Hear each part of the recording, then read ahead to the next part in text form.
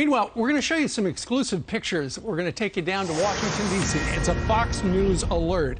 Remember when Greg Abbott said in Texas that if the federal government is going to drop migrants off in Texas, we will provide them free bus rides to our nation's capital? That is a bus with 2 or 3 dozen migrants on board. We believe it just rolled into Washington. It just rolled into Washington. I think they initially wanted to drop off the migrants at the U.S. Capitol, but I think as close as they could get would be near Union Station.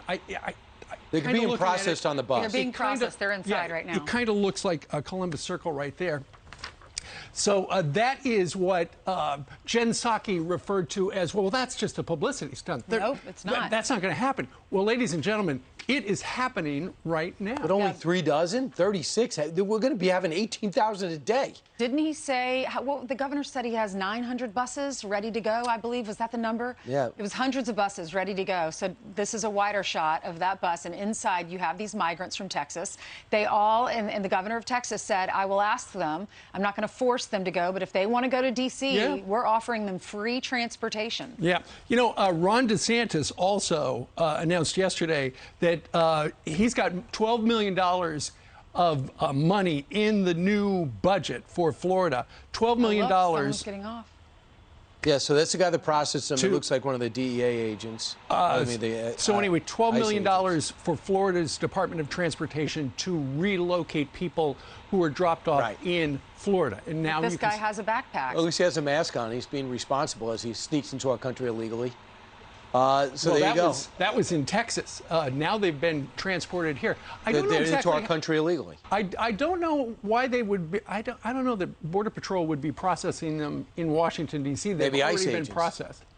Maybe just to get names, find out who's on board, that kind of thing. It could be somebody from one of the NGOs who's trying to provide them with, you know, okay, when you're here in Washington, D.C., go to this location if you need help. Or, yeah, the NGOs who are funded by taxpayer dollars. These are private organizations like Catholic Charities who are getting tens of thousands of dollars in order to give everyone a fresh set of clothing, toiletries, and a phone. This way they make sure it's fully charged before they get their free bus ride into the nation's capital, into the world's premier nation. Everyone getting off has this manila envelope. Why wouldn't everyone go? Get this, there's caravans right now queuing up in Honduras en route to our country because Title 50, look, I'm glad they have some friends, because Title 42 is about to evaporate on May 23rd. This is outrageous. Think about all of the places in our country where we could be using this money. Instead, we're financing illegals to come into our country and then go possibly on to our social services. Are they wearing some sort of a bracelet that has their information on it? No, it looks like the office. You know, what is interesting is, you know, as they come off the bus, they're embracing these people. I think the people in the dark brown shirts could be members of Texas law enforcement or chaperones who escorted these people to our nation's capital. And they do appear to be taking a picture of something that man is holding up. There's only 36, so it is somewhat of just an idea of what's going to be happening. The question is there any system?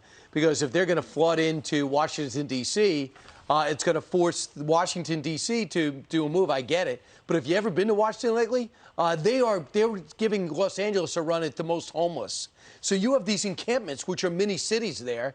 What's going to happen to these people? Well, many of them have relatives here, Brian, and they might have called their family and said, I'm coming to live with you. Sure. Yeah, maybe the Smithsonian's there. I'm sure there's a lot to see, learn about their new nation and our rich history. And it looks like he's cutting off one of the little wristband, you know, the kind of thing you get in a hospital when you're admitted.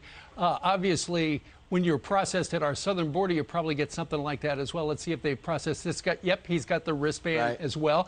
That the fella on screen right, apparently with a smartphone, is taking a picture of the barcode on that man's wrist. Right, and so obviously there's some of the NGOs are getting sporting sporting equipment. Maybe they're going to Dick's Sporting Goods and able to use some taxpayer dollars so these new immigrants look as though they can, in case they have gym today, they'll be able to work out. Well, Ron DeSantis is also saying that he's sending illegals out of Florida. At one point, he talked about Delaware. Another time, he said Martha's Vineyard. He just wants Biden to see what Florida is dealing with as well. And this looks calm, but this is not a calm situation. If you go to the border, they are throwing up their hands. They cannot keep up with the 3,000 they're getting a day in Texas. Get ready for 18 or more thousand. And then you hear about this story. Migrants are slated to gather in Honduras in the capital, San Pedro, set out about 5 a.m. today towards the Guatemala border, where a second caravan was set to leave Honduras on Monday, April 18th.